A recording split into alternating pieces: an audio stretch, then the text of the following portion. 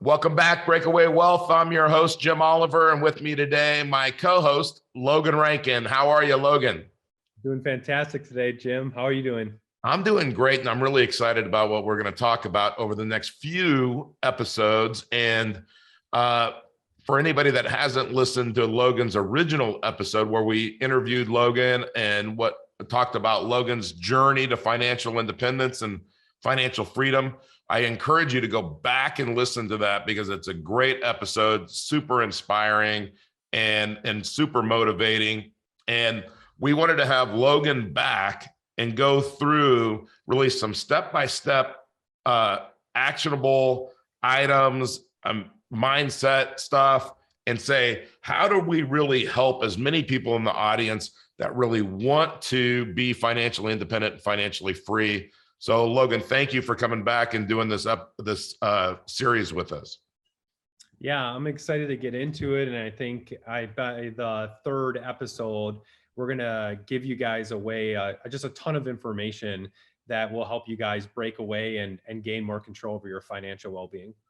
Yeah, awesome. So let's dive in, and let's start, Logan, with the problem. And when I say the problem, like, what's one of the first things that comes to your head when I say and I mean the problem with people out there is the problem with their money, right? And what we're taught and why we're struggling and why people kind of go through their lives really banging their head up against the wall. Yeah, I think one of the biggest problems is lack of control and not understanding or trusting other people with your money more than yourself. Not understanding that money has to move instead of handing it over to somebody and unfortunately having them move it for you or them having the control over it. So it's that confidence to have as much confidence in yourself, I feel like, as people have in strangers that they don't even know. You said something, Logan, that you said a lot right there in those 2 points. Because we don't have confidence in ourselves, but we have confidence in other people, and really for no reason. We don't know, we didn't ask them to give us 10 people that they've made, millions of dollars for, or got people that they've created a financial freedom plan for, right? And the sales pitch of these people, every one of them is exactly the same, Logan. And I know that you've been through this, I'm sure, multiple times. But here's the sales pitch. What do you have? Where is it? Oh, I can do so much better than that. Right? And to me, it seems crazy that people would go, okay, yeah, you know what? You're a better sales guy than the last sales guy. And when I say guy, I mean men or women. And they're selling us clubs. And what I mean by that is, if you and I were going to go play golf tomorrow at Augusta, right? And I gave you the choice of one of two things. By the way, I wish we were going to play golf tomorrow at Augusta. Yeah. But I'm going to either give you Tiger Woods clubs, and we're going to assume for a minute those are the best clubs money can buy, or I'm going to give you his swing. Which one do you want? The swing.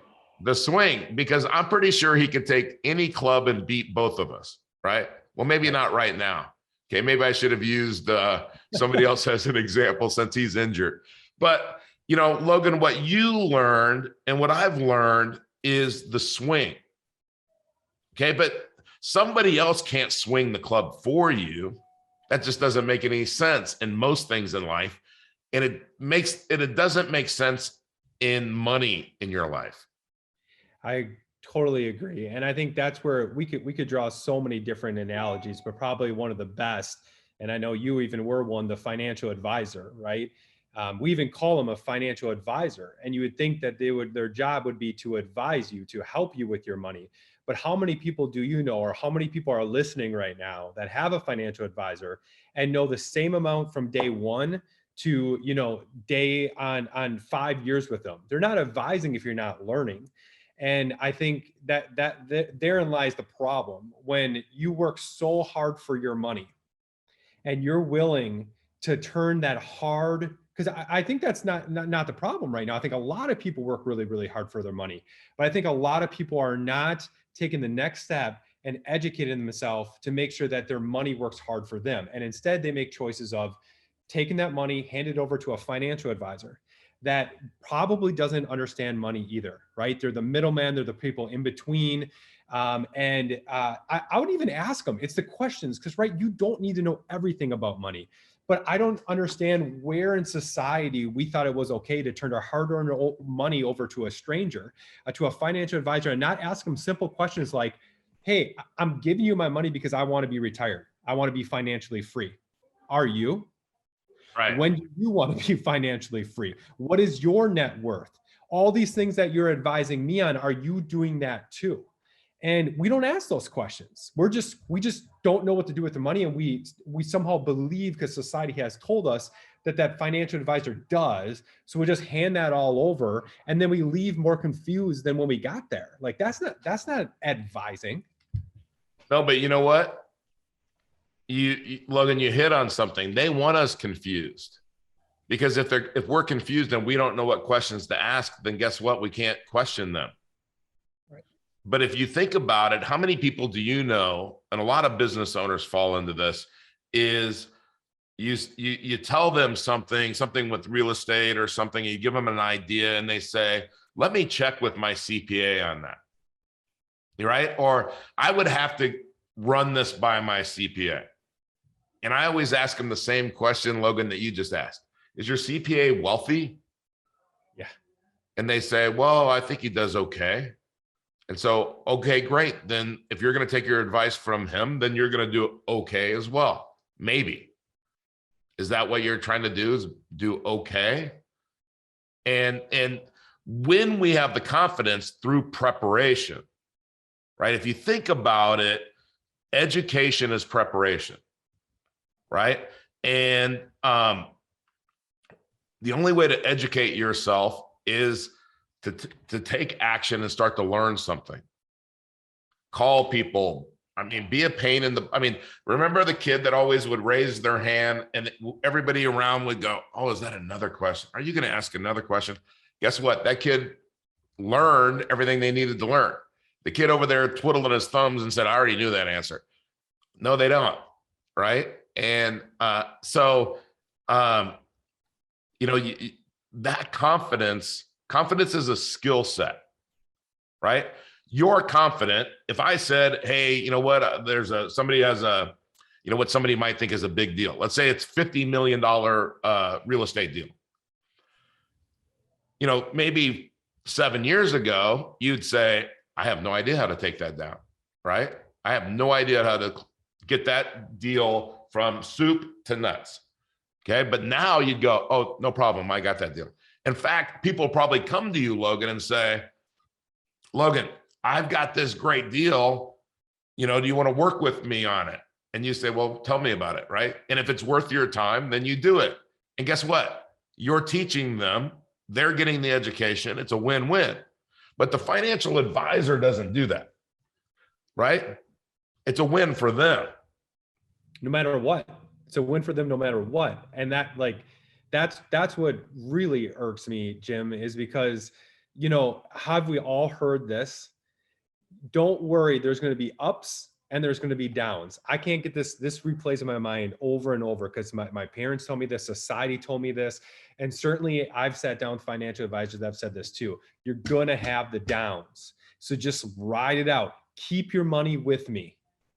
Yeah. And ride it out. I don't want the downs. Like, right. When did it be okay? When did it be okay to seek financial advice where they're telling you up front they're not going to deliver for you? I know not everything goes right. Things happen, but right up front, they're setting the stage that you're going to still pay me and things are going to go wrong. And as long as you don't take the money away from me, as long as you let me keep your money and I keep charging you fees, we're just going to ride it out. Well, maybe that is how a lot of society thinks money management works, but that is not. And that's what I'm so excited to get into these later episodes to help people with, because that is not just because that is the only thing you have ever heard or the only thing you ever been told. Just for a second, forget what everybody said. Think about how absurd it is to give somebody your money where they blatantly tell you, I'm going to deliver for you some years, and some years I'm going to do horrible. And I'm still going to rake my 1%. And you just got to ride it out. Because overall, in the long run, through compound interest, I'll get you, I hope I'll get you to where you want to be. Hope's not a plan. And what do you have a plan that instead of going like this, up, down, is there a plan that we could just we could control my money more and forget those downturns? We forget, or my money's not locked up and I have more control over it. Just like if people would just question what they've been told, because I get it. I was told that too. You were told that too, right? You and I talk about this offline all the time. That's just how we grew up. Like that, I heard that. I'm like, okay, yeah, you're right. Like we're going to have downs, but as long as I keep my money there and I keep investing, eventually they'll go back up. But we never thought, or most people don't think, what happens if you could invest it in something you understood more, you had more control over, and you weren't predicting those downs. Yeah, I mean, again, Logan, you make so many good points. I mean, think about like you said, people are told. You know, you start to work, and then you're going to start to save money. And if you read The Richest Man in Babylon, it'll tell you to save 10% of everything you earn. So you're going to save 10%. And then you're going to earn money on that 10%, right? For 20, 30, 40 years. And then at some point in time, you're going to turn on this income stream and hope you don't run out of money. Like you said, hope is not a strategy. So, but think about that. But let's say you're more fortunate than that. You start a business, you sell the business, you have some kind of windfall, maybe inherited it. Here comes your financial advisor saying, well, what you want to do, Logan, because obviously you can't do it. You want to give me your money to manage. And I'm going to tie it up for 20, 30, 40 years, but it's going to be, it's doing the best thing for you. Now, when you just say that out loud, it doesn't make sense, right? It does not make sense because motion is a law of God. Air has to flow in and out of our bodies or we die. Blood has to flow through our veins or we die. Water has to flow or it becomes stagnant, and money has to flow or it dies, right? But the goal is not, we're not told the right goal. The goal is not to retire someday, right? I mean, if we were professional golfers, when would we want to retire? Never. Right? If we love to play golf, I mean, if somebody would pay me to play golf, I would never want to stop. Right? So why do you think, is it just that people have been told this so many times that you can't control it? You're not smart enough. You're not capable. Or do you think it's something bigger than that? Yeah, I think it's probably a little bit of both. It probably is something bigger that we'll get into in these next couple of episodes. But I certainly think it's the first. Is that is what we were told. Like, yeah, we were. I mean, there's a reason why the 401k doesn't let you touch your money until you're 59 and a half. Yeah. Like, who put that regulation on? Like, I mean, small story, but I was coaching somebody, a couple that's 47, and they saw a financial advisor at 40, and they wanted to retire at 50, make a lot of money, right? And they thought they could do it at 50. I'm coaching them, I'm going over their assets, and the majority of it is in a 401k. Just think about that for a second, right? Like their ultimate goal is to retire at 50.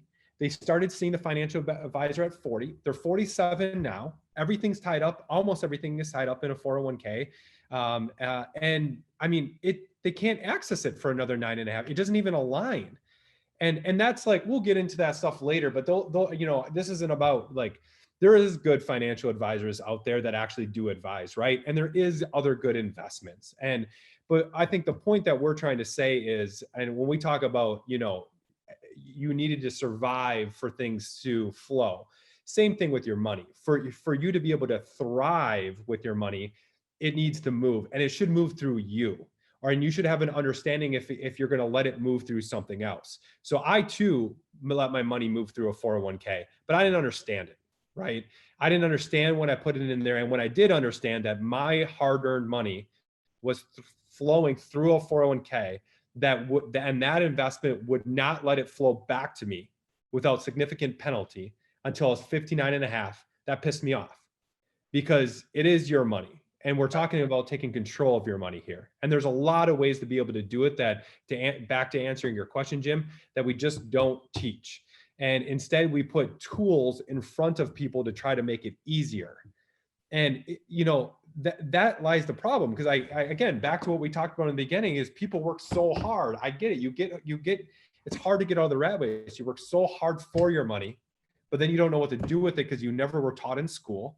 And everybody around you probably doesn't know what to do with it.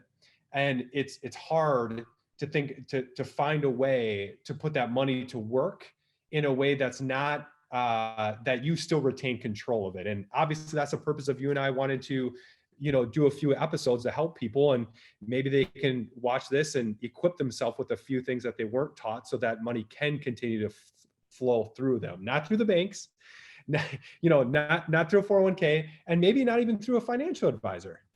Maybe not. I mean, it's funny because the noise, like you're talking about, Logan, it teaches us to want things. Advertisement, it teaches us to want the new car, to want the new truck, to want the bigger house.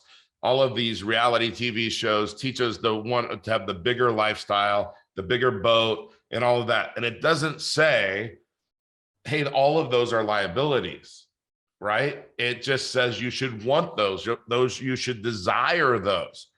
But we want to buy assets to replace us, to replace our time. And so, one of the great quotes that Nelson Nash would always say is, if some authoritative power distributed all of the money in the world equally, now that's what some people want, right? They want redistribution of the money. He said within 10 years' time, 97% of all of the money in the world would be under the control of 3% of the people. And you know what? And why he said that would happen, Logan, is exactly what you said, is those 3% know how to get money to flow to them instead of away from them. And I like the way you said it, through them, because it would flow to them, through them, and then back out into motion, right? Which is how we create velocity of money. So, when you watch somebody that says, well, I made all these dollars because I'm super talented in this or that, or my family has money, and you think, oh, that's what I want to be. But what if you could if you want to live in a $20 million house, you can live in a $20 million house. You just have to buy assets that are going to pay for that house, right? And how you start off by buying a $100 million portfolio? No. You start off by educating yourself, finding the mentor that knows how to buy the $100 million company. I was in a meeting on Monday to look at a business that happens to be a freight airline, right? And it's 1.1 billion. So, I'm in the room. So that means, guess what? I'm up the plate, right? Yeah. I got the bat in my hand. And maybe I'm looking for the bat. The bat would be the 1.1 billion, but at least I'm waiting for the bat boy to run over and hand me something that I can swing. But, that's what's fun. Now, you know what? In the last 4 days, I've called 7 people that have $1 billion or more that have bought freight airlines. I'm educating myself on that business, right? One of these times I'm going to get that.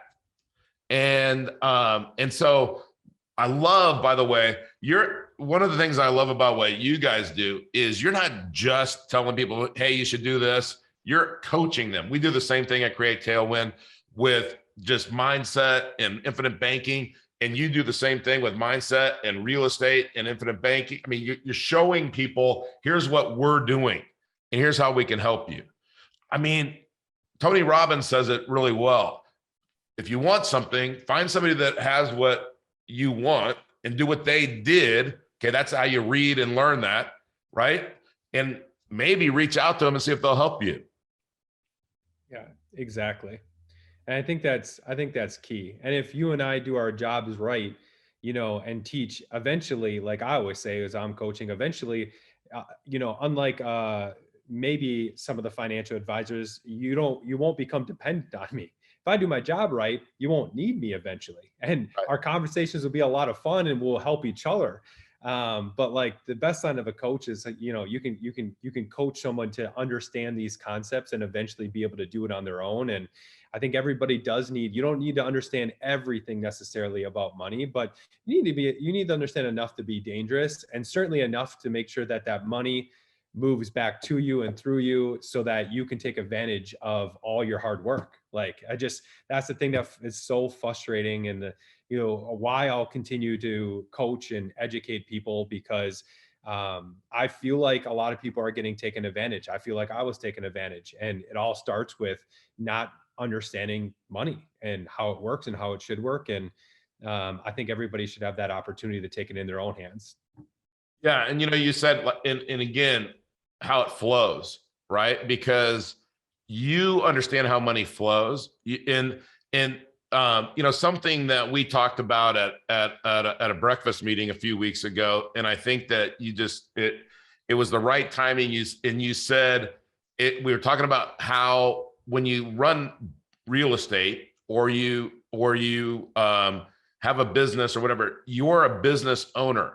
People say they're real estate investors, right?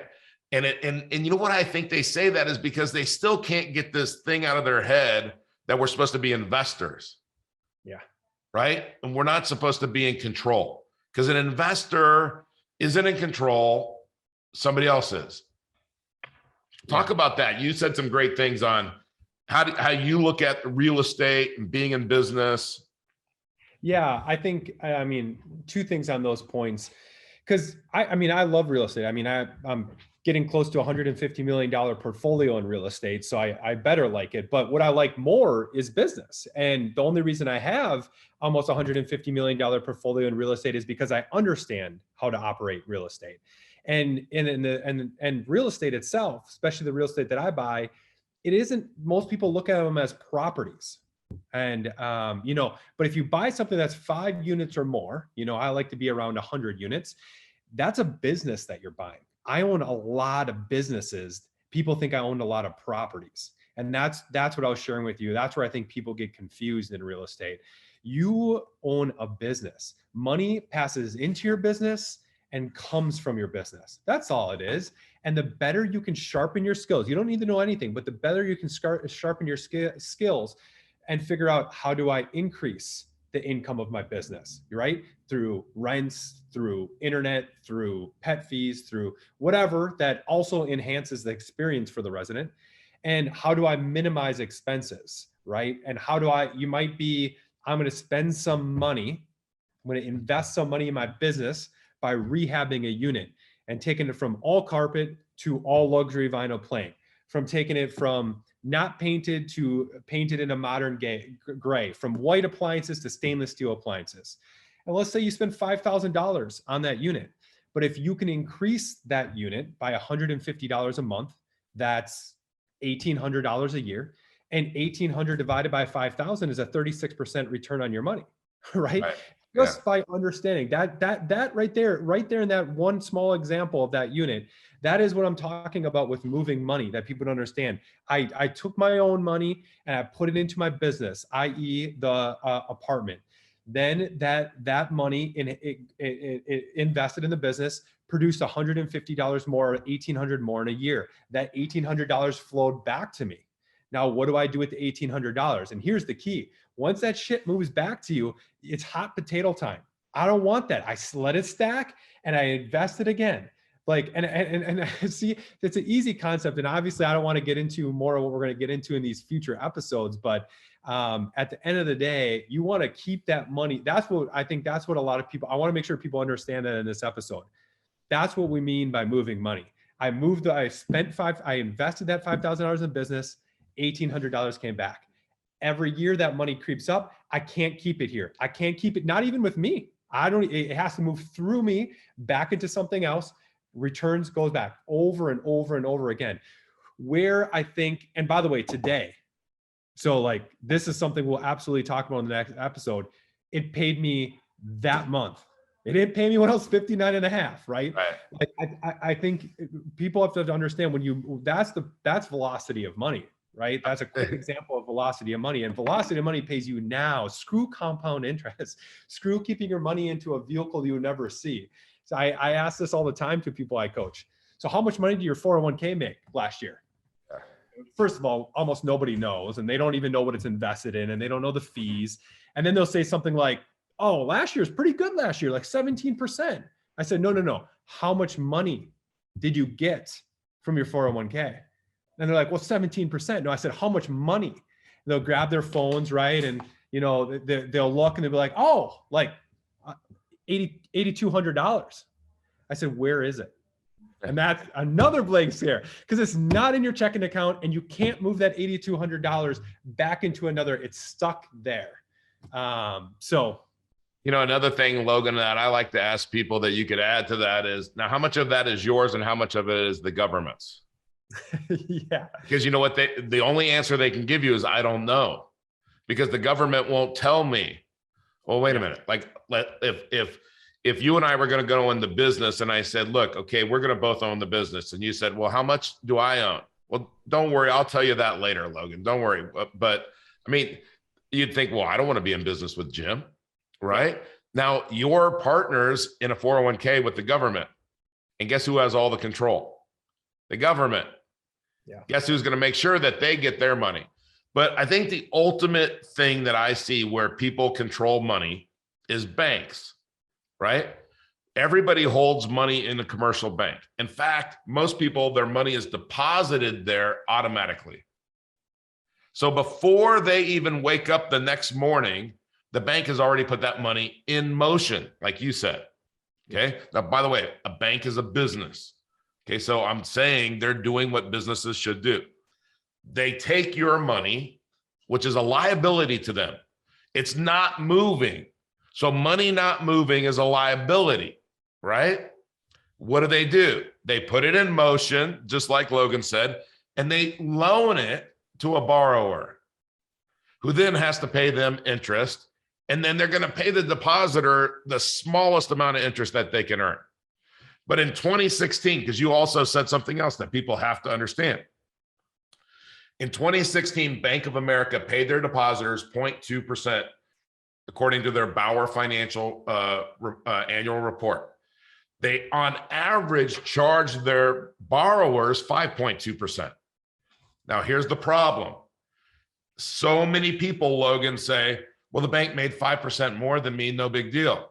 But that's not how a business works. Logan just showed you, he just told you the math is 0.2 goes into 5.2 26 times.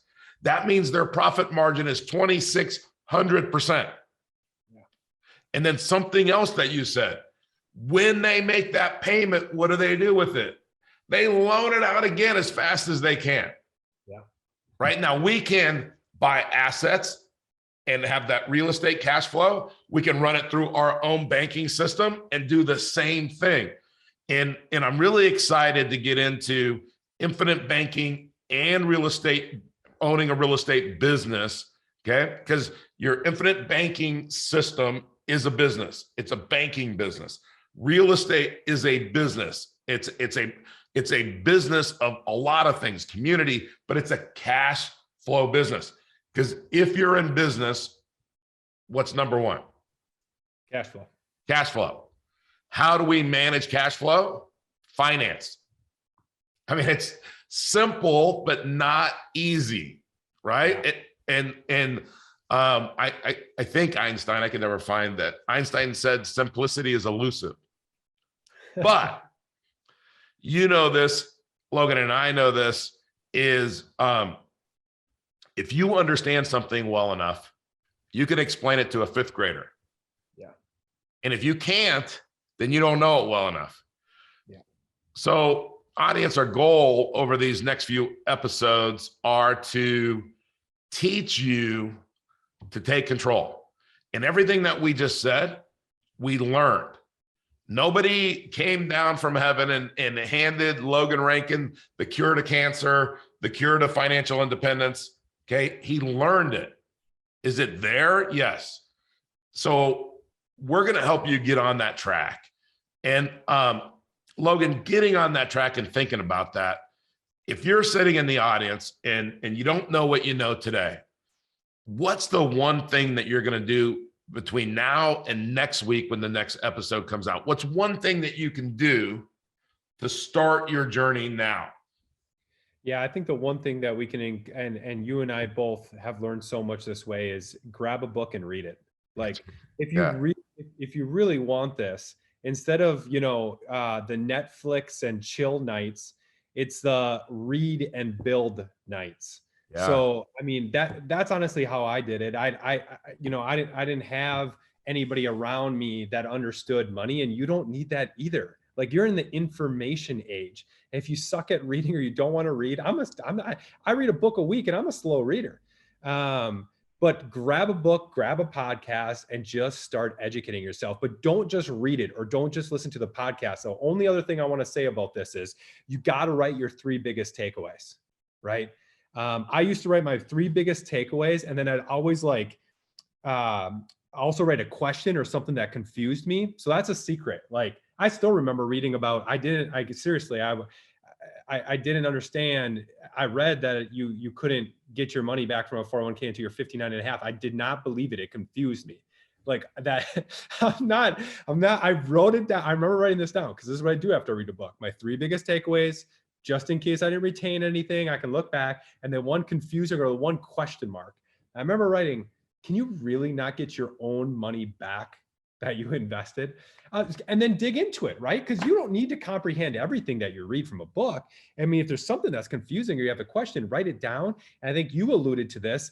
Then you can either Google it, then you can find somebody like in the, like you were entering into this $1.1 billion deal. You found 7 people that knew more than you. I mean, Right. you can find other people to help you with that, but that's the one tip that they should do before the next episode, and we'll take it from there. Yeah. And Logan, I love what you just said. And I love what you said about reading the book. And like, if you're not a good reader or you're a slow reader, it doesn't matter, because if you put in an hour or 2 hours a day of reading, you're going to read more than anybody else anyway. But if you retain it better, if you hear it, Audible has just about every book that you could think of on there. And this isn't a commercial for Audible, but I know people that drive a lot and they think, well, I don't have time to read. If you're commuting, I mean, you should not be listening to music. You should not be listening to some sports thing. You should be listening and educating yourself and growing your mind, and then write it down. I mean, heck, you could use your phone while you're driving and take notes while you're driving on your phone. So we have all the technology in the world to do this. And then, you know what, Logan, one of the funnest things to do is reach out to the author. Hey, when you said this, I didn't understand that. Or what did you mean? Now, I'm not saying all of them are going to respond to you, but a lot of them will. Because the reason they wrote that book is they're passionate about this, right? So I'm really excited. I think that really sets the table, Logan, for the next couple of weeks. And I just want to thank you for spending the time and imparting your energy and your knowledge on the audience. And I'm really looking forward to this. Thanks, man. Me too.